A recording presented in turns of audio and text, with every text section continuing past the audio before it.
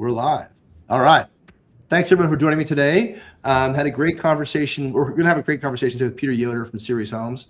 Series Homes is closing the gap in, I'll say, making rental property accessible to everybody through kind of like a better understanding of the legal frameworks that's required, the lending frameworks that are required.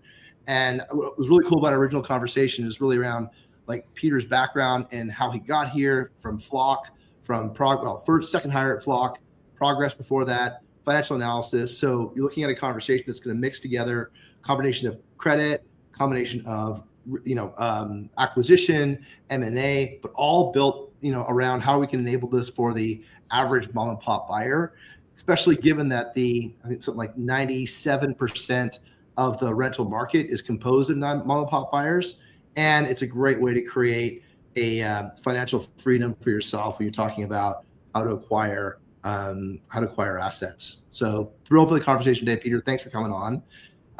As we go through this, anyone that's watching online in the live show, please add any comments you go throughout. If any questions about how this all comes together, get us in real time. We'll be able to address any of those. If you're catching us in the podcast, like, subscribe, favorite, whatever it is. If you're on Apple or Spotify, you'll be able to help, makes it easier for people to find the show. And then finally, if you're catching the show on the LinkedIn Live after the fact, any comments you post there, Peter and I will get notified and we'll be able to jump on there. This is brought to you by RCX. RCX is remote AI maintenance software for property management. We help you speed up work orders, speed up inspections, cut costs when it comes down to rolling that truck. So we can save you rolling that truck, and you can kind of close out those work orders a whole lot faster if you know what you're looking at.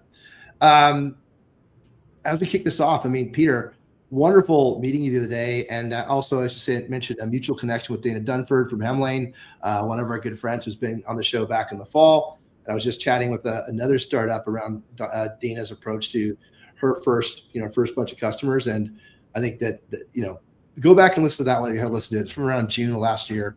It'll be on the podcast or be on the live shows. Nonetheless, Peter, a bit about your background. Like, how did you get into this? So why would you create a startup?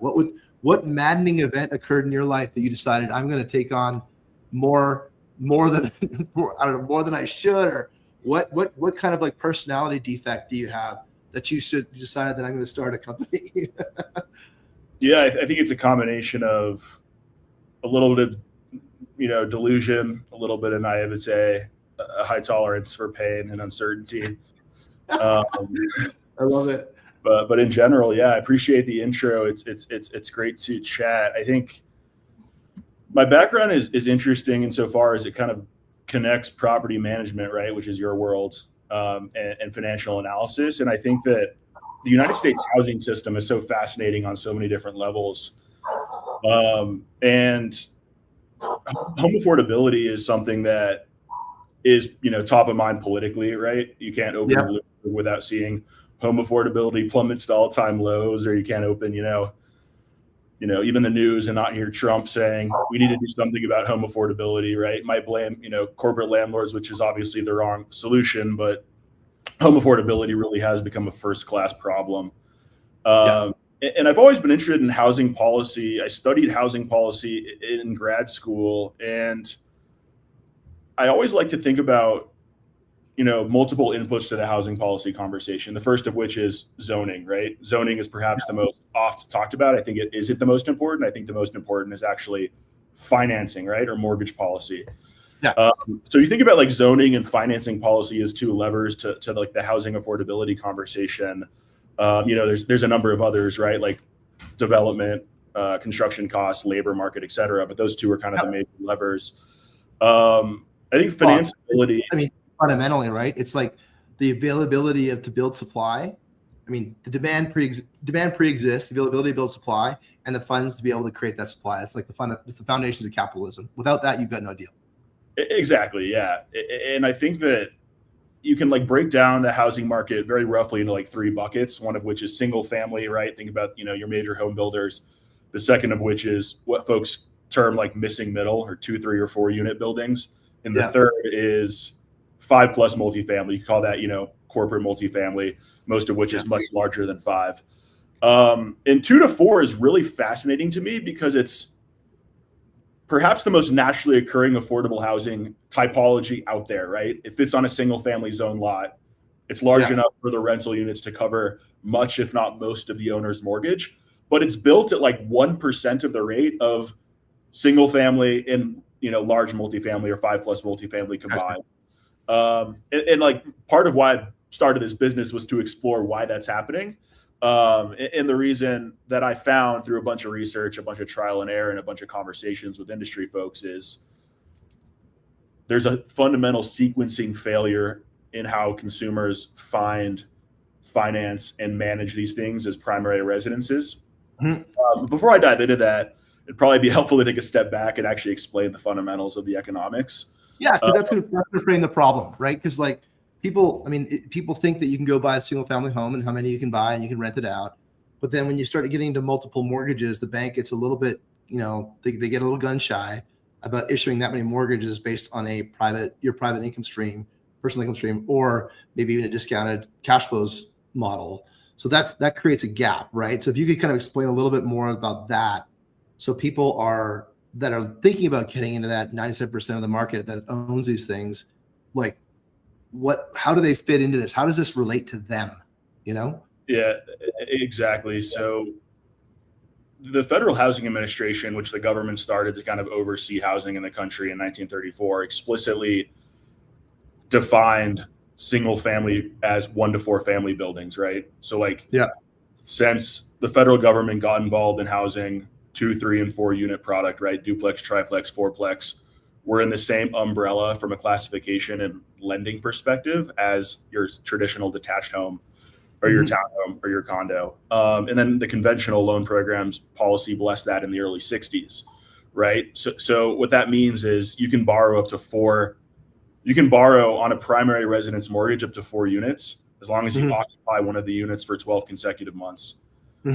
Not only that, but the really interesting part, and why you mentioned very correctly earlier that this is how people get started investing, is all 3 major federal lending programs, right? Conventional through Fannie Mae, Freddie Mac, FHA, and VA say, as a primary residence loan applicant for this type of property, whatever unit you're not occupying, right? So that if you are purchasing a duplex, the other unit's vacant, whatever the market rent for that unit is, we're going to add 75% of that to your salary when you apply for the loan, right? So your purchasing power in like a 6 cap market, for example, 6 cap rate market, goes up 25 to 35%, depending on the salary that you have, right? Yeah.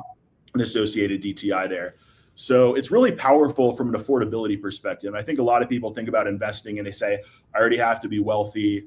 I have to go buy my first investment property with a traditional debt service coverage ratio loan with 15, 20% down. What the federal government did that's really cool insofar as the policies, allowed this to happen for decades is you can buy a duplex for 3.5% down through the FHA. You can buy a 3 or 4 unit product through Fannie Freddie for 5% down, right? VA offers 0, which is the best loan product in the world, in my opinion. But the barrier to entry to become a real estate investor is that low, right? So for a $800,000 duplex, which is reasonable in Denver, your down payment's less than $30K, and like that's pretty revolutionary when you think about the comparable single family you'd be able to afford, right? So your net monthly cost for a duplex in Denver might be $3,500, right? To afford a similarly priced single family, you're looking at $460,000 or so. Simply because you have no rent offset. But I'll stop there. Curious to kind of hear your thoughts on that and kind of talk more. What do you think needs to be ironed out there? So it's just kind of decompose it, right? So if I've got I'm looking to buy a single family, I'm going to have, so let's just go to the math. So if I look at a 4-bedroom unit, let's say it's, for easy math's sake, this isn't the numbers, but just easy math because we're live. But if I've got 3 units that I'm renting for $1,000 each, I can take 75% of that, so $750 each. So it's me $1,500, $2,250. I'm gonna add $2,250 to my income for up to a 4 unit, kind of like 4 unit property. Is that right? Exactly. Yeah. So the rent credit requires individual dwelling units. So this doesn't work for a rent by the room qualification today. Right. There are border rules which allow you to count roommate income towards your salary through FHA, but that has a kind of you need 12 months of history. But to answer your question, yes, that is the case, right? So $2,250 a month, that's $25K or so a year. That's salary now, according to lenders, from a debt to income ratio perspective. You had no job change, you had no salary increase, no promotion. It's just you have a productive asset and therefore your salary increases. I think that's a fundamental value, right? Practically speaking, it's closer to $2,000 for that rent for that unit. Exactly, yeah. And I ran the math on this, right? So there's 25 to 30,000 listed 2, 3, or 4 unit properties at any given time in the country. Yeah. That are financeable by an owner occupant, right? Which means that one unit's vacant or will be vacating in the next 90 days or month to month, right? On the lease structure. If you add up the market rent for all of those units born out of county vintage and just bed bath counts, the national subsidy for the rent credit is almost $2 billion collectively, right? And that auto renews with every new listing, which is really cool, right? Because we're talking about affordable housing with no government subsidy that auto renews, and it's affordable due to its structure. I think that's really powerful. And the fact that we're only building 10,000 of these units a year is a travesty. That was my next question, is the single, I mean, when I look around, I just don't see them. I don't see new versions of that very often. What was the peak construction for 1-4s for 4 unit? So the United States built less 2 to 4 unit structures in the entire decade of the 2010s than in this single year of 1973. So we built over 160,000 of these units in 1973. We averaged between 100 and 175,000 for 1970 to 1989, and then you've studied the data on 2008 and the mortgage crisis. We saw building starts plummet from 2005 to 2009, and then kind of recover slowly and surely from there, right? I think we went from 495,000 single family in 2009 to about 3.5 in 2019. 2 to 4s comparably, right? They had 10,000 in 2009 and 10,000 in 2019, right? So there was no recovery, right? And I think the reason for that is variable. My thesis is that's primarily born out of the fact that the regulators after 2008, basically pulled their reins back on small owner-occupant multifamily credit lending standards. Sure. They raised the minimum down payment for 3 and 4 units from 5% to 15, and then 25%, 15 for duplex and 25% for 3 and 4. And then, they basically allowed lenders to be as conservative as they wanted to and overlay any haircuts they could on the market rent side. So what I like to describe the lack of liquidity or the lack of really, development in this space is caused by, I call it liquidity spiral, right? Fewer transaction, fewer mark-to-markets, fewer appraisers getting specialized in how to underwrite and, price this stuff. And then you find yourself in a world where, hey, we have to solve affordability in a thoughtful way that just doesn't require throwing money at a demand subsidy. What if we reinvested in this, right? So there's plenty of home builders that would find faster absorption, higher, if not marginally similar net gross profits building duplex instead of single family, because they drop salary required to buy that from, a future buyer from $115K on average, right? And this is a $450,000 build on average in the Sun Belt, which we can talk about later. And they drop the salary from $115K to about $90K, right? Even though the building is 25% more expensive. So there's some really interesting counterintuitive logic there. But I think the reason why this stuff isn't being built is because developing on the small scale is challenging, right? You need access to financing, you need access to labor. Most small scale developers aren't as good as executing as developers that are, large institutional players that are building 100-unit deals. So some of that stuff's more obvious than you might think, right? But the financing component, I think, is often misunderstood and needs to be discussed in policy circles. Do you find that when we take a look at that, with the absence of supply being built and then the ability to kind of gross up your income, does that affect the yield on these properties, the rental yield? Yeah, so that segues nicely into what I think is a really interesting point, which is, for those listening, it's pretty obvious that investors kind of dominated this segment for most of the last 15 years, right? If debt, you could borrow at 3.5%, and any Sunbelt 2 to 4 unit product had between 4 and a 7% net yield. You're going to buy that every day and just cash flow it. When rates spiked in 2022, the consumer, right, who's anchored to two things, right? Primarily their shelter cost. What does it cost me to pay rent today? And then the second thing they're anchored to, or their hurdle is the equity they can build from the purchase. The investor conversely cares about one thing. It's what's my yield on this property. So investors disappeared when the cost of debt exceeded unlevered yields, which is like, really interesting to the extent that consumers are now the highest value buyer because rates increased, right? Which is really interesting. So the point I'm trying to make is I think prices will continue to stay low in the near term, which means consumers are going to have a better deal, right? I think consumers are typically not as good as arbitraging an information asymmetry or like a trade. And like, that's something that I've been trying to pound my fist on the table around. But the pricing I think pricing will drop as it will with single family, probably slightly more for multi, and then it'll ultimately increase, I think, relative to single family more secularly over the next 20 years because it will be priced more like a single family home from a net monthly cost perspective. So I think like if you're like, a front running thematic institutional investor, go out and buy as much 2 to 4 as you can, and you'll make a lot of money over the next 20 years. I guarantee it. Well, and then the interesting thing about it is that the availability to, you take a look at the overall market, that the demand side pull for real estate investment, it's people are looking at trying to get into it, right? And so if you can, now your argument about the institutional acquisitions versus the private or personal investor, because what you're talking about is the rent credits are available for a personal investor who's occupying one of the units versus just, renting all 4, right?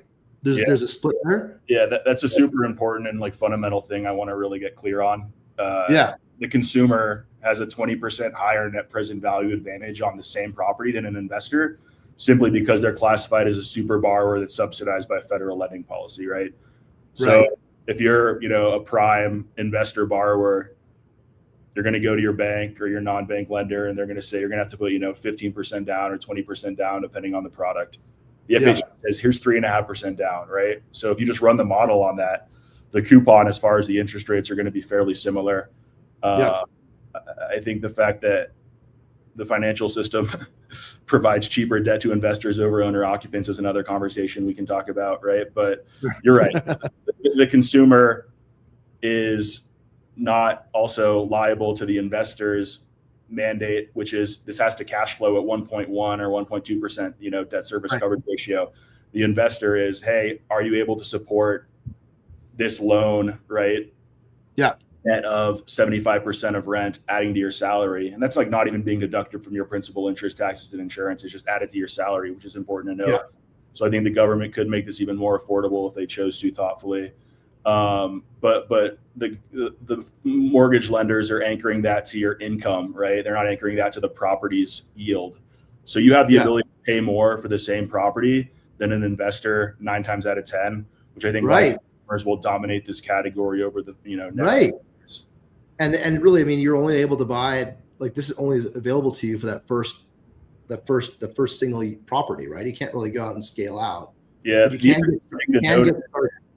can actually buy. I mean, this, you can buy a new primary residence every year. So you buy a 4-plex, season it for 12 months, move into the next one on day 366. That's legal. You can still access primary residence financing. You just continue to build more and more without waiting for that primary resident seasoning threshold. But yeah, I mean, I think the reason this conversation is interesting to folks in your circles is because most folks started their investing careers doing this, right? A lot of people will say, I own 12 units. I started with a duplex for, $300K. And I think the story is, if you're out there and you're, working in an early career role and you're questioning, how do I afford to get on the property ladder? Start with, a sweat equity required small multifamily. And if you don't even like the neighborhood, just stomach living there for 12 months and then move out and go find your forever home and get in the family formation mode later. But don't stop from starting my career to waiting 12 years to buy. I think that's a little bit of a folly because the stock market's not going to give you 22.5% leverage or 22.5 times leverage, on a stock, ETF. I think, you can buy stocks with leverage, but it's substantially more risky than a traditional 30-year fixed rate mortgage. Yeah, because like they're going to go up and down. And I mean, the call on that, if you've got if you're margin backed on an equity and the value of the equity drops, you're going to be forced to sell. Now you're left with nothing. Yeah, if real estate was marked to market every day, there would be a substantially different level of volatility in the pricing. So let's talk about series homes. So we've talked about the problem, right? I mean, and it's a bundle of it's a bundled problem because you've got affordability for those that want to rent. We've got people that want to get into the rental market and do that in a way that's practical. There's the real estate investment market in a way that's practical, and then you've got and so that's kind of the two principal things. And then obviously the supply side. There's not enough supply for these duplexes and fourplexes. But then you talk about what Series is doing. So how is Series addressing that? Yeah. So with respect to outlining the problem, which I think we did effectively, there's like a couple like major, I think primary problems that we can talk about. The one that we're solving is not inherently around supply. I think we get to supply in 18, 20, 36 months because we're going to create liquidity, right? I think liquidity begets supply and demand ultimately kickstarts that inducement of supply. But what we really focus on at Series is that aforementioned incentive around the rent credit to your salary, which is like really powerful because it increased purchasing power. And that doesn't really function like a true incentive today, because in order to understand how much that rent increases your purchasing power, you have to make an offer and basically go under contract and then wait 2 weeks for an appraiser to tell you this is how much we think rent is for this unit and this is how much it's to you, right? So when I mentioned sequencing failure earlier, what I was really getting into is there's a misordering with which how real estate agents and their buyers shop for this product, right? So I think this Series thesis is not inherently 2 to 4 unit properties are underwritten poorly by lenders, and therefore we're going to create better tech around that. That's a very small part of it. I think the overall thesis is this is such a thinly traded asset class that a lot of these transactions aren't happening because agents, right, and buyers of agents don't know how to shop for this inventory in a meaningful way. So if you go on Zillow and you filter by multifamily, you're going to see a lot of high numbers. You're not going to understand if they're even financeable, right? One could be fully occupied for the next 12 months and have no indication of that in the listing description. You could see a half duplex, which isn't really in our strategy, or you could see like an 8-unit multifamily. So what Series does that's really unique is we approach the MLS in each market, or all on-market product, from the perspective of owner-occupied lending rules first. And what that means in practice is all we show to our partner agents and to their buyers is on-market listings that have more than one unit, right? So 2, 3, or 4-unit properties. We also include accessory dwelling unit enabled homes, which is tantamount now to a duplex from a lending perspective. And then we filter out those that are financeable, and then we model out net monthly cost and salary needed to qualify. Net monthly cost is what is either in-place rent, right? Like we diligence every single property on market. We call, we have a team call the listing agent, get copies of leases, analyze those, confirm zoning accuracy, and then insurability condition-wise. And once we confirm that, it is, yes, this is financeable, we model net monthly cost. We do that by either, including in-place rents, we show you when the lease ends, or we model market rents. I think market rent is the most important part here to some degree. A lot of tech-enabled prop techs or, platforms are like, this is what Zillow thinks market rent, right? That's going to get you in trouble every time. We actually personally analyze market rent. We have, X Progress Residential, which is the second largest single family REIT, analysts actually underwriting rent property by property, which is really exciting for us. So we're, more accurate. We're not going to be perfect. And then we show real taxes, real insurance, and we have like an OpEx estimate born out of the vintage and the rent generation of the property. So we're able to really show you. Like your pro forma is coming out of Series. Exactly. So we show you like this curated pro forma that speaks the language of, you as a consumer, primary residence buyer, primarily. What is my monthly cost to own this asset, right? Net of, we're still budgeting for OpEx. We're not just saying, hey, here's your principal, interest, taxes, and insurance, and here's your rent. This is what you're paying monthly. No, you're budgeting for vacancy reserves and OpEx. And then the second one is this is your salary needed to qualify, right? And that's going to be born out of 75% of the rent that we model and we just assume a very standard 43% debt to income ratio. We're going to roll out, on our product roadmap, the ability to toggle by loan type, right? You can go up to 50+% for FHA today. We're currently modeling that out more on a basic level. Secondly, what we do is we have the ability to give the beneficiaries of our product, which is home buyers, free property management solutions. Right now, we're offering free property management software for 24 months through Dana at Hemlane, who's built a really phenomenal business, primarily because Hemlane's not your traditional property management software. They've done a really good job of optimizing around the asset management functions of an owner. So they've vertically integrated vendor management, and they can basically run any of our customers' rental unit on autopilot.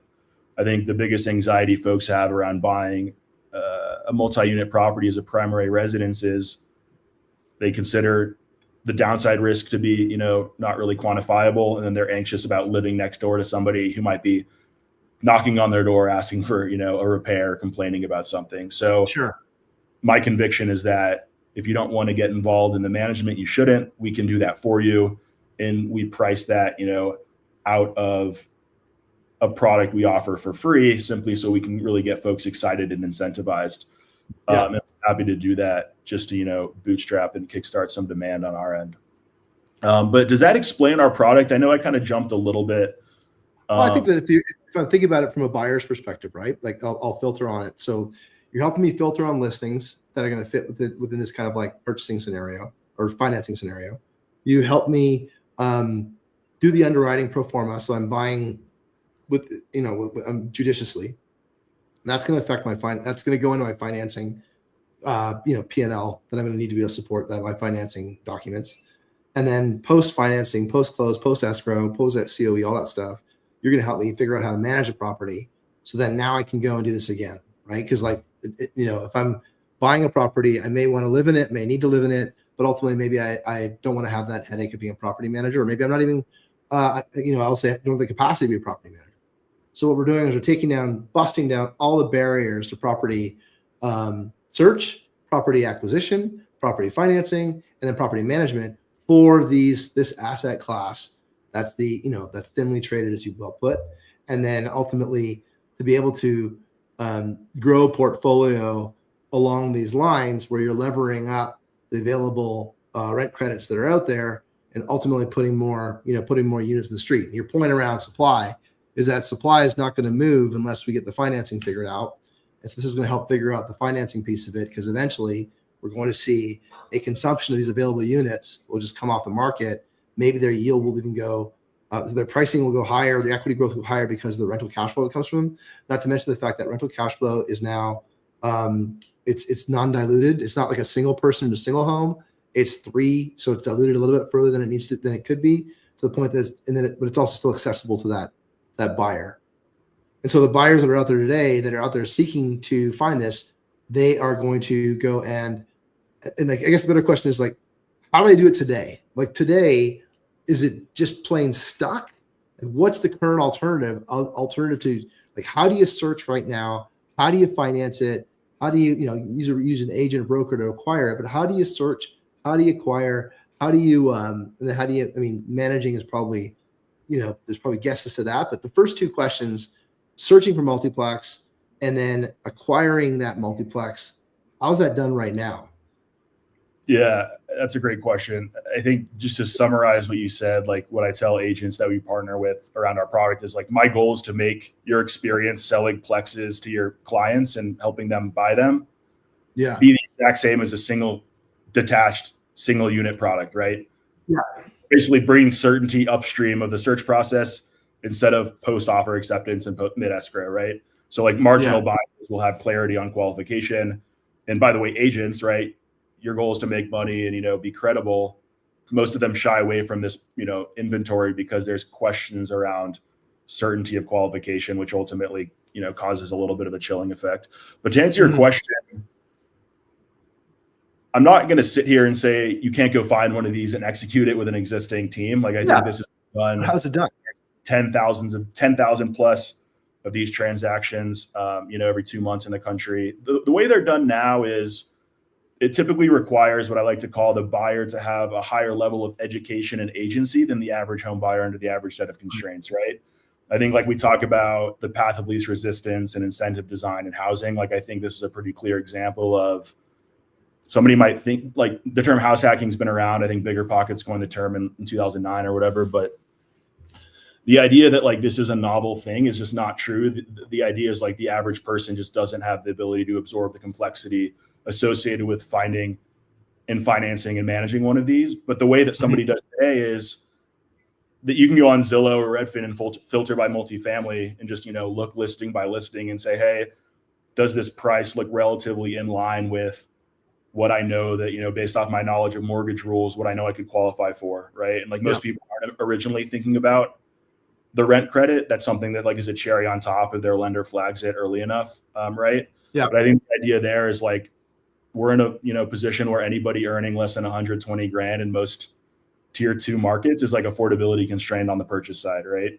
Yeah. Maybe 125 grand. And like the goal there is let me find something that my net monthly cost can be enough to make me comfortable and not make me feel like I'm, house poor. Yeah. So a lot of people have done that by just buying a single family and renting a room out to their buddy, right? Yeah. I think multi-unit is interesting insofar as you're kind of building on that logic, but you're expanding it to a larger scale. Mm-hmm. But the way people do that is they filter on Zillow. They basically have to run the manual pro formas that we built, kind of index to supply. And I don't think our pro formas are irreplicable by any means, but you have to do that for every single listing. If a new listing hits the market tomorrow, you have to go do that again, right? Yeah. So the idea there, and then ultimately you have to work with a lender that is investment property minded and is really smart and able to structure these deals accordingly. I think there's plenty of great lenders, right? We're aiming to build a great lender, but the feedback I've gotten from a number of our clients has been the mortgage guy I worked with before this had no idea what he was doing and didn't understand how rent back qualification worked. And I don't blame him. Like the average mortgage originator maybe does 1% to 2% of originations that are owner occupied multi. Sure. It's 6% of the 1 to 4 family market from a supply side today, right? We talked about the past, it was like 20% in 1980, which is interesting, but it's only 1% to 2% of originations, right? So something that I like sharing is for every 1,000 single detached homes, townhomes, and condos, about 50 sell per year. So 5% over the last 10 years on average. For 2 to 4s, that's 1.3%, right? Or 13 over like 1,000 on the inventory side. So you're just seeing like a very thinly traded asset type. And there's reasons for that, which we can get into, but the consumer doesn't really have a category. And like, that's why I think the people that do successfully execute on this trade feel like they've kind of found like a hidden secret that nobody else did. Sure. And there's folks at Bigger Pockets that have built incredible brands and incredible businesses off the back of house hacking, which I have a lot of respect for, and trying to capitalize on a lot of that momentum and ultimately build it more around the marginal buyer instead of the cash flow seeking investor. Well, I think what's interesting what you're doing here as well is, let's talk about the net effects, right? So you're making it more accessible for investors. You're making it more affordable for people that are entering the market. You're creating that, that now they're in the market, not waiting to get in the market. And those are all, and they're learning about real estate. They're starting their own business. They're starting to understand how that works from a pro forma and a tax perspective. All those things are all barriers to enter the market. And that lack of capital in the market is one of the problems, right? That capital is pretty, it's very picky in terms of what it's investing in, because it wants to diversify its risk from a cash flow perspective as well. But a personal investor is going to have a different risk profile from I'm not saying it's more or less risky, but they've got a different risk profile than an institutional investor. Not to mention, they're looking to offset. There's kind of like a clearly unavoidable thing that if you are early in your career and like you mentioned, like you're grossing at 125, and that's 125 a household, right? That's not even 125 for a single person. Like if you and your spouse are coming in at 125, that's your lending number, and then you're adding in the extra cash flow on top of that. That makes property investment within reach to many people, not all people, but many people that otherwise may think that it's out of reach. And then they can take those cash flows to accumulate equity and wealth within that levered up asset. But it's not like it's truly levered out, because it's levered out and neutralized by the cash flows that are coming from those other units. So it's not like a true lever, right? It's an offset lever.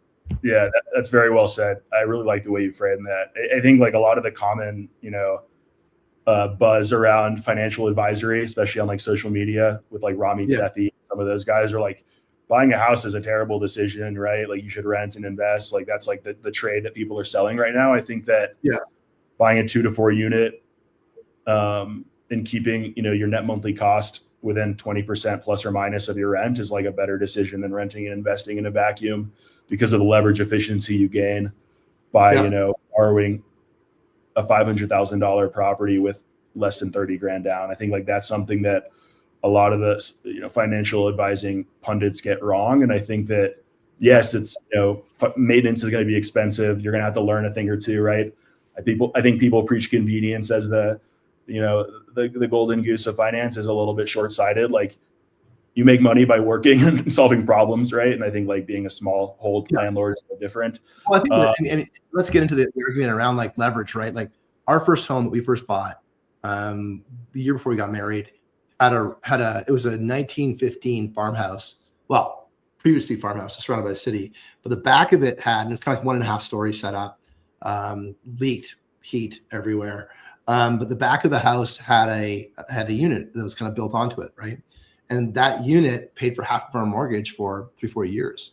And so like that was a significant game changer for us from an affordable. I mean, I will say, put it this way, we didn't include that in our acquisition financing because we didn't really know what it really was and how to treat it. But certainly when we were doing those 3-4 years living in that home, like that was really important rent for us, given the cost of everything that was going on and kind of our family building at that point in time.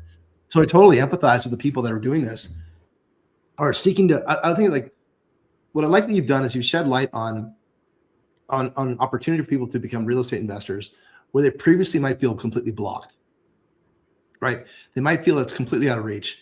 Like, does it mean I got to buy 5 or 4 single family rentals or single family homes for $500,000 each? So I've gotten $2 million in total asset value. Like that's stomach ache, right? That's heartburn. Something I will say, like 800. What's that? Go ahead and finish your thought. Sorry. No, but if you can get in for 800, and you can do it on a combined household 125 salary, and you can start learning about how this whole method. Because for our story, we sold that home, moved into our first house after that, then bought another home after that, and then we bought like 4 or 5 condos. Then we had a whole bunch of different other multifamily units, right? And we did best on our single family investments versus our multifamily investments in the long run. And it's just interesting because we had more control and more observability on how it was being rented and all those things. And ultimately, I think that's interesting to start that understanding of how money works. Because like if you don't know how money works, there's kind of like rich dad, poor dad thing, right? Like if you don't understand how money works, then you're kind of like you're treating money. There's the way the rich, the wealthy, the very wealthy understand how money works, and then there's those that live on a paycheck. And if you begin to learn how money works, it can change your life forever. And that's something that like we're trying to teach our kids right now at an early stage to help them understand how money works, how leverage works, how risk works, how to kind of like multiply and take advantage of I'll say, I don't want to call it loopholes, but underserved markets like you're talking about, and how you can begin to convert that into cash flow. Because ultimately, one of the beauties of real estate is you can take someone else's money, lever it up with your money, and then you can get someone else to pay for that asset while it cash flows, creates revenue for you, and all things being equal, create some equity gains for you in a holding period, right? If you can get that in the right cycle, you can get really good at managing what that looks like and have predictable wealth creation. And all that having to take on another job. Like it's not you're increasing your revenue streams rather than trying to get a raise from your boss. Yeah, that was incredibly well said. I should put that on my website as a commercial after this. But yeah, I think there's a real estate investor called Moses Kagan out of LA who said the goal of capitalism is to acquire capital. And like, it's kind of a little bit tongue in cheek, but like there really is a substantial compounding benefit to owning equity in any sort of productive asset, kind of as just like a mindset shift. I think it's something that is really important. I think, and conversely, it's a negative flywheel for folks that aren't able to accumulate capital and as home affordability becomes a massive problem in the country, it doesn't have, people talk about home ownership in a vacuum. I think it actually has substantial societal effects, right? Yeah. Somebody think that in like economists have coined this as the giving up threshold, which you can look up. And there's a really cool paper that basically discusses the more people believe they're never going to be able to afford a home, the more they engage in risky financial practices around, Sure. buying crypto, spending money on DoorDash, all that good stuff. And I think like it's really important to realize like housing isn't a financial instrument, it's a functional instrument. And like if you lock out, it's not just a financial instrument. And if you lock out a generation of wealth building through placemaking as a homeowner, the fundamental restructuring of culture happens. And I think that's something that people, are scared of talking about, but like that's going to be a second order effect of a world in which you need $150,000 salary to own a starter home, right? Yeah. And then secondly, right, I think there's a lot of optimism. I think like there's a lot of reasons to be optimistic about this. I think that modular construction is pushing us to a place where we can go finance, homeowners can finance density. I think like that's how we get out of this mess. Yeah. That sounds a little bit like wishful thinking, but I do think that if you're sitting in the room with the right policymakers at Fannie Mae and Freddie Mac, and you really put your minds together, you can create products that induce homeowners of all levels of wealth to develop, gentle density on their own lots, right? It can be forgivable debt up to X amount. It can be deferred interest until stabilization. It can be, any sort of subsidy that basically forces homeowners to build more units. And I think that that's something that can happen over a long enough time horizon if structured properly. I think consider the effect on the tax base, right? Like if you're a municipality, you go one single family rental on a 40-foot lot. If you turn that into four units, you're going to have a much stronger tax base that's consuming effectively the same services, the same road, the same fire hydrant, the same fire, the same police services, all that kind of stuff. And it's much more effective from a multiplier effect for those services that are delivered by municipalities. So the tax base is going to grow. Like when you think about like follow the money, right? Like following the money, it starts to become very practical for all people involved to start thinking about deploying, making it easier to build these kind of units. And it was something you brought up earlier, which I think was kind of interesting. And I had this other conversation with Derek Gruner back in the fall, or back at the end of December. Was thinking about like, if we take a look at the economic situation of that mid 70s to 80s of high inflationary times, economic, I'll say not uncertainty, but just like there's certainly things that they're dealing with that we haven't been dealing with in the last 35 years with respect to interest rate and inflation. And those times, to your data, spawned a lot of product in this Plex model. Now, I agree that building technology wasn't where it is today. So building a 6-story, et cetera, or whatever, those kind of things weren't in the market at the time. When we take a look at what's available and what's possible, like it could very well be that the solution to consider in some of the spaces is a 4-plex, because it's just not practical to build a 6-story or a 4-story walk up in some of these lot sizes. And then we can increase the density in these markets and create, room for everybody. I'll put it that way, room for everyone at the table. And not to mention the affordability from an investor perspective. Now, there's got to be some dinner conversations that you're at sometimes where people talk about affordability and you like sit there and you have to bite your tongue because they're explaining it to it in a context doesn't have all the information that you have. What's that like? Yeah, I mean, I think that there's a very real polarization around like the housing conversations, but at the same time, like, affordability is somewhat of a bipartisan effort. Like nobody's anti-affordability, right? No. So I think that I think the solutions around affordability, like people talk a lot about, like I mentioned at the top of the call, zoning and mortgage policy, or zoning and financeability, right? The two major levers.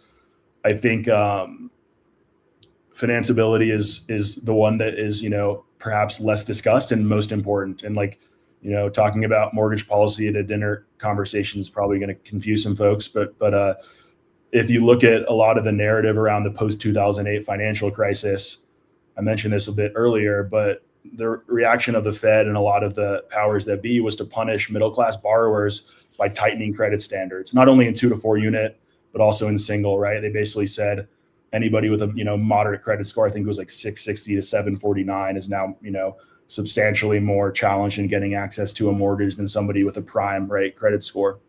Mm-hmm.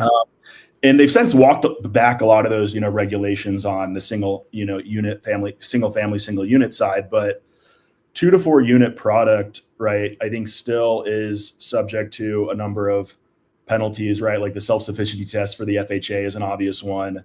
Mm-hmm. Low level, price adjustments for, from a 1 to 4 unit can be as high as 50 basis points.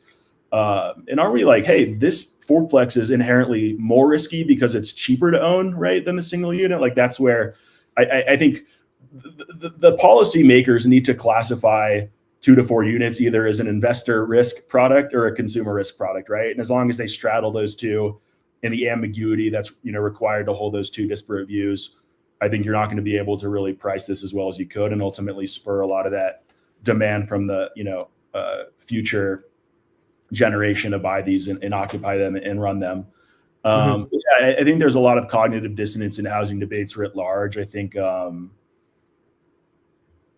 idea that you can just build your way out of a problem, I think, is somewhat short-sighted to the extent that are we building financeable inventory for a marginal buyer at the middle income way? And where's that buyer going to be? And where's that buyer going to be? And where's that occupancy going to be in 25 years? Right. The shift from different types of product that's going to happen and in an aging demographic we're seeing it today in this flight to the Sun Belt, right? So it's like the smile states, like it's like looking at a school with a bunch of portables attached to it. Like they're building the flex up and flex down. And so you think about how we're going to build this out, and so that we're not creating more empty towns. Like that's also a bad result. So thinking about how we can move these things around so that we can make sure we're achieving that necessary density that can be practical for a geography or municipality versus just building because we can sell it today. Like I think that's the challenge that we're going to see on a institutional builder perspective, is that they're building to sell today, right? They're not building for a community or for a market or for sustainability, and that's okay. That's capitalism. That's their shareholders' expectations. Like I'm not going to. Certainly, D.R. Horton's not listening to me. They're going to do what they're going to do, and that's commerce. And I don't, that's what's supposed to happen. Yeah, that's a fascinating point. That like the home builder incentives are so interesting, right? Like there's more new homes for sale now than there was in 2007, but like those home building executives are going to continue to do that because there's no incentive to get creative and structure otherwise, right? Their lenders would probably be scrutinizing like if D.R. Horton said, hey, we're going to go build this triplex community on this plot and we just bought as a test, like I think that would induce more, goodwill for the missing middle than any think tank in Washington could ever do, right? But I don't think they're going to do that because public companies are, facing the innovator's dilemma around risk and the concern with respect to just rocking the boat. But I think that you mentioned fourplex is a really awesome, infill solution. It solves a really obvious absorption problem, right? From a development perspective, in most of the country, if you can deliver a permitted fourplex under 800K, you're going to find a buyer for that, right? A household earning less than 160K collectively is going to be able to finance that. And their net monthly cost, right, depending on the tax regime and the yield in that market, it's going to be less than a single bedroom rent. So I definitely encourage any developers out there to think about building missing middle around absorbing through owner occupant buyer using rent to qualify. I think that's a really sage way to and then you create more rental stock and you create a homeowner in the process. You solve two problems, right? And they also could with the FHA because they're using the rent credits, they could conceivably move the price up to that unit, right? Because there's a just the invisible hand isn't push the prices up, because if you market to those people that can afford it and you can include that rent as a increase in their salary, you're not looking for people that are making, to the model before from 125 to 150. You're not looking for 150 people, 150K households, you're looking for 125K households, and they're grossing it up. but you could actually build it to target somebody who actually had the kind of like equivalent of 150K in household income because of the way the rental credits work. Yeah. And then if you're building it, you know what I mean? And so you can actually get that, because if you're only making, because, you know, like if you're making, let's say you're selling 3 single families and you're selling those for $500,000 a piece, your gross 1.5, your costs are going to be, you're making 18% on that usually. So they're going to make, what's that, 180, they're going to make 300K on those 3 homes on 3 lots, right? If they put that into a let's call it 4-plex, we're going to charge 800K for that on those 3 lots. Now you're 2.4 million. And do you make less margin on a 4-plex as a builder versus a single family? But why are they disincented is the question. I think they're disincented because, like, anytime you try to sell through a technical product on the MLS, you just end up having kind of hit a little bit of a wall. I also think that it has to be the right market, right, with the right narrative and the right, like, you know, economic base on the demand side that can afford this stuff. But that's the question I've been asking myself for a while. I think another point that I want to, you know, make quickly is less than a 1-bedroom apartment for that buyer of that 4-plex. What's the cap rate on that, right? For an investor buyer, it's going to be, you know, less than anyone's willing to buy today, right? It's probably going to be in the 4s maybe, which isn't terrible, but like maybe, you know, high 3s, 4s, depending on whether you're in the Seattle suburbs or in, like, you know, a truly affordable part of the country like Cleveland. But in any case, yes, developers will find a higher value to that owner occupant 30-year, you know, mortgage financing client than they would to an investor who's yield constrained. I think the reason this hasn't been normalized is because the consumer just became the highest value buyer in 2022. So like we're still seeing like a little bit of the market waking up to that reality, and like, what does missing middle look like in the sea change of the rate restructuring or like rate resetting of you know, inflationary Fed decisions. And I think that rates aren't going anywhere, right? They're going to stay probably between 5 and 7% for the next 3 years at least. And I think that, you know, maybe slightly sub 5 with the new Fed chair, you know, trying to stimulate demand. But the thesis in general is, how do you rebuild investment strategy around the missing middle based off of the consumer as an absorber of supply? And also just, you know, how do you structure this as a naturally occurring model that then gets, you know, other actors in the conversation involved to subsidize it or even incentivize it more obviously. And like, all we're doing at Series is trying to make that process more transparent. So that's like, you know, 5 things that need to be solved. But I think if you can make the discovery and the qualification process more transparent, you can start ultimately building, you know, a category. Right? It's going to take years, but we're going to create a category of consumer housing that doesn't really exist today in the form that it should. And we're going to make it, you know, an alternative starter home opportunity. And I think that's like hiding in plain sight. It just needs, you know, some time. And I think it, you know, needs education, right? Like, I think a couple of people have commented on this LinkedIn chat and said, go tell more people and, you know, educate.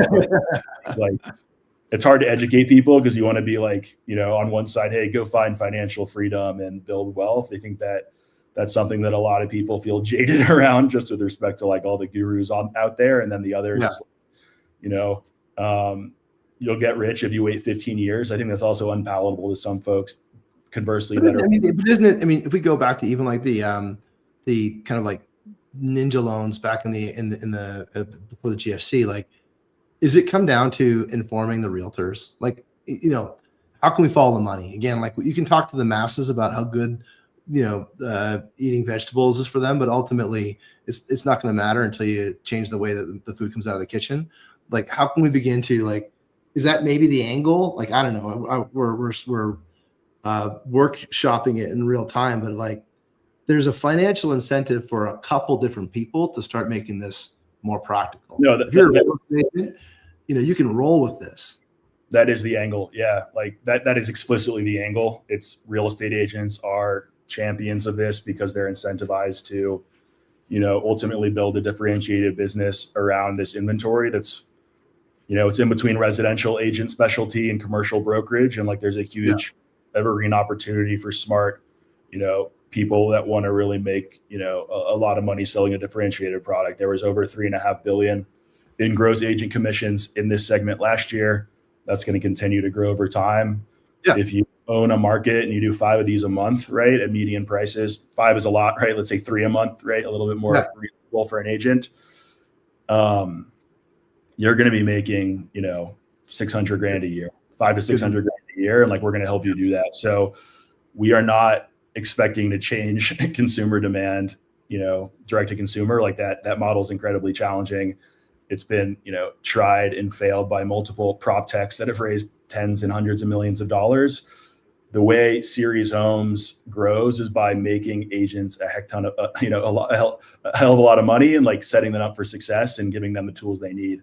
But education is the primary bottleneck there, right? It's like, hey, we want you to post on social media every day around these scripts that relate to educating and awareness of this, you know, multi-unit owner-occupant financing rules, and then, you know, all the other questions people have downstream of that. And like that alone is having a pretty, you know, obvious ROI for our partner agents, just because there's not a lot of chatter about this, right?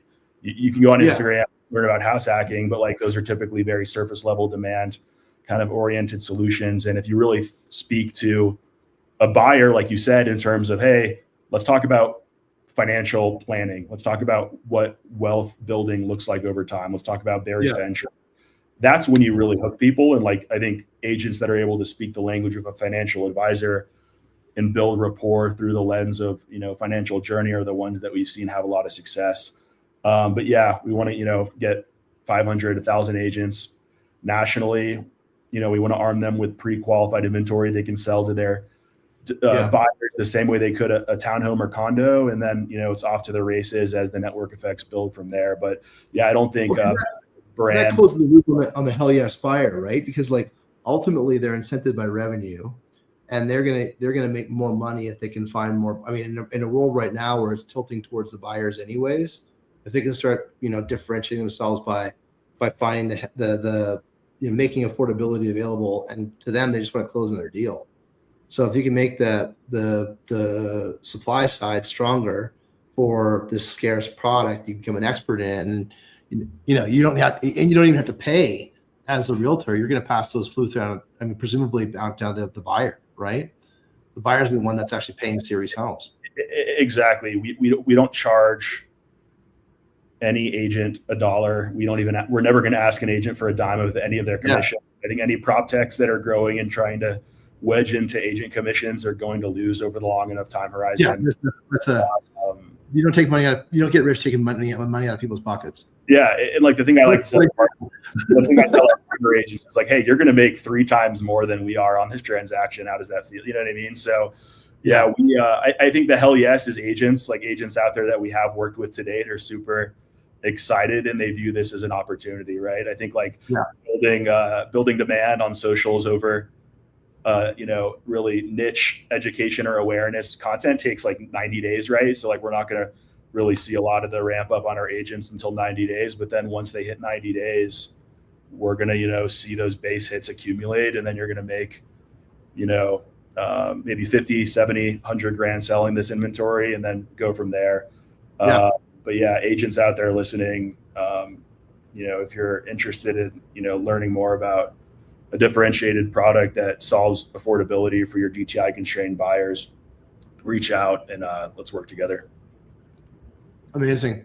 We'll tie this up. So let's go back into your kind of career here and where you're at right now. What kind of advice would you give yourself if you go back in time and things that you've learned over the last few years? That's a really good question. I think it's really important, I think, from my perspective, to look back and just, I think one of the problems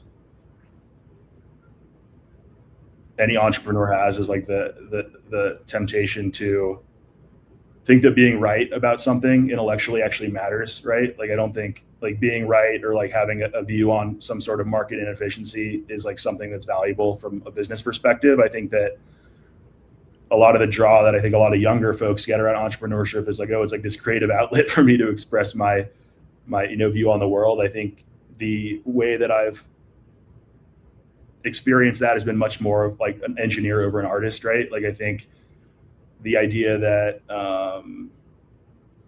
you know, being right is going to make your business successful is a ridiculous assertion. And I think Yeah. one that, I think it's part of the reason why like small business owners or like the entrepreneurial class in general tends to kind of, look at a lot of the world of academia and just have like a little bit of a different view of the world there. Right. And I think like, they might have a chuckle, right? I mean, it's like that scene from Back to School with Rodney Dangerfield, right? Where he's talking to the professor, like, you may have not seen that movie, but there's a scene where he's like, that's great. He put that up there on the chalkboard, but this is reality. You got to do this. You got to do this. You got to do this. And like, I think one thing entrepreneurs, we have to acknowledge and own the fact that we don't get a vote in our success.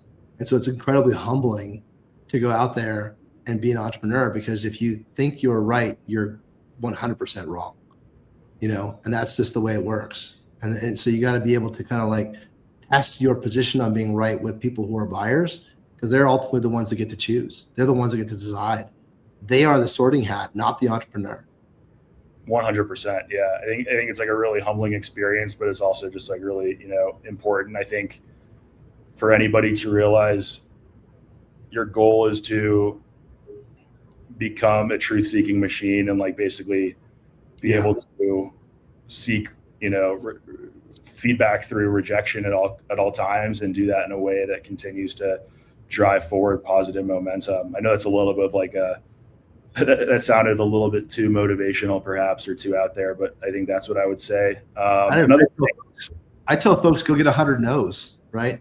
Until you got 100 no's, you really don't know what they're trying to solve. And so like, if you're just getting yeses all the time, it's really hard to understand why they're buying. You got to find out the no's, because they actually shape the product more than the yeses do. It's counterintuitive, but it's the truth. Like this, until you start getting objections, you're really just, you're guessing your way through it all. Yeah, exactly. I think you asked like, why did you do this? I said like delusion, right? And I would say, I think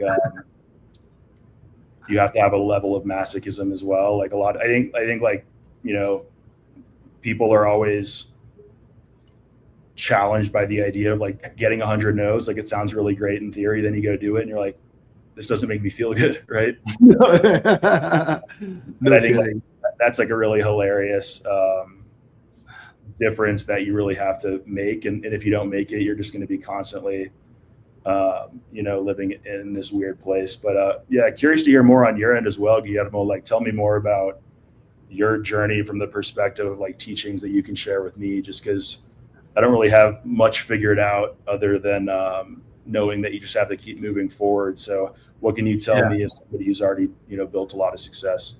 I mean, I think there's certainly things, I mean, by no means am I completely down the road in my journey. It's like, there's certainly things about like the first sell, I was writing this the other day, the first sale you got to make is a conversation. Like before you sell anything, before anyone buys anything from you, the first sale you got to figure out how to do repeatedly is how to get conversations.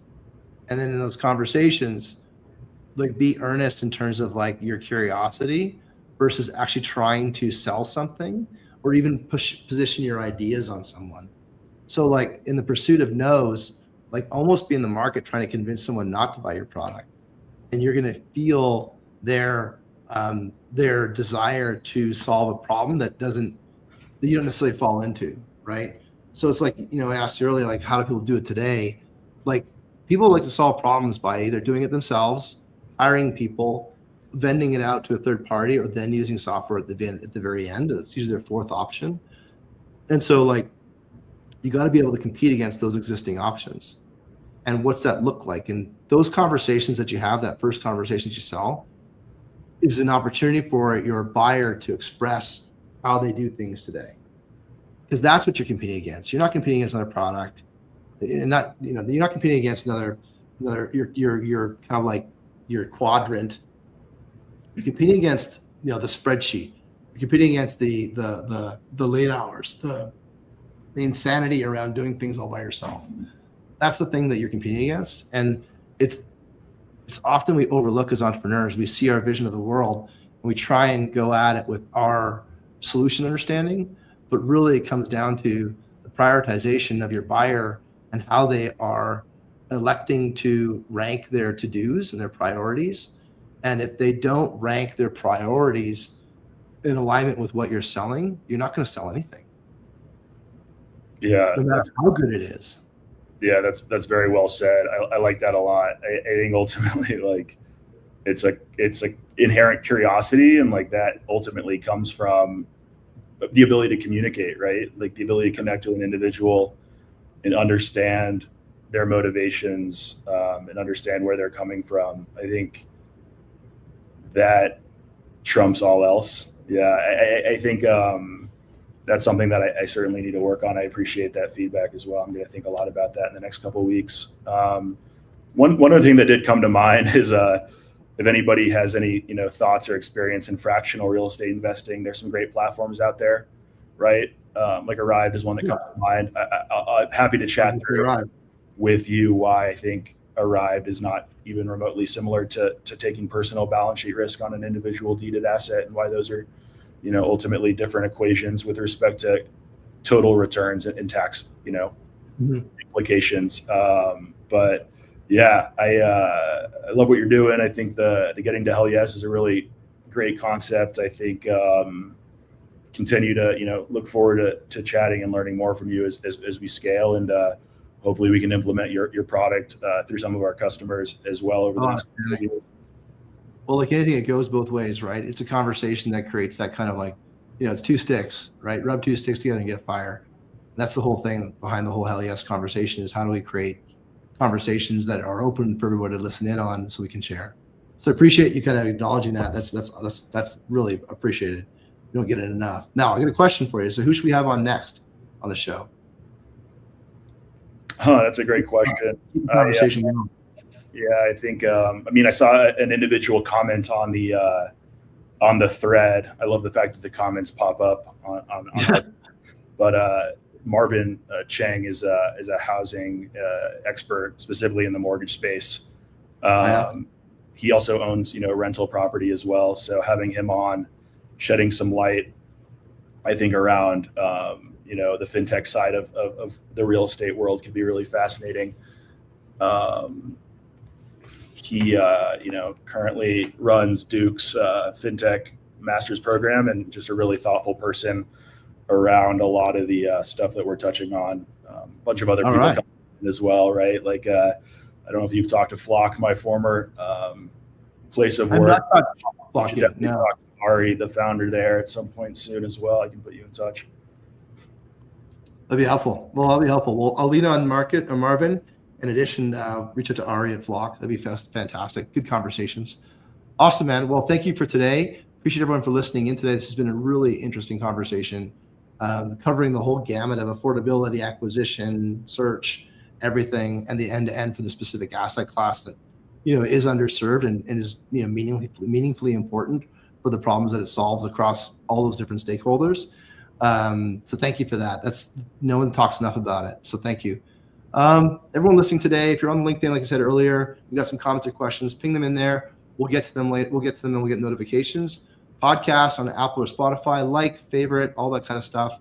It always makes it easier for someone to find us. Again, this is brought to you by IRCX, remote maintenance software and remote inspection software for multifamily and property management. So if you want to solve those problems around deposit reconciliation, doing inspections, all that stuff that can happen in a fraction of the amount of effort and time and money that you're spending on it today. Thanks everyone for listening today. Thank you, Peter, so much for all your insights. I can't wait to write this blog. It's gonna be super interesting and data centric. So those are always easy to get into. I love it, man. Really appreciate you being a great champion of the community. And if anybody listening disagrees with anything I said or wants to chat about any hot takes, please reach out at peter@serieshomes.com. But thanks again, and enjoy your Wednesday. Wonderful. All right. Take care, everyone. Thanks very much.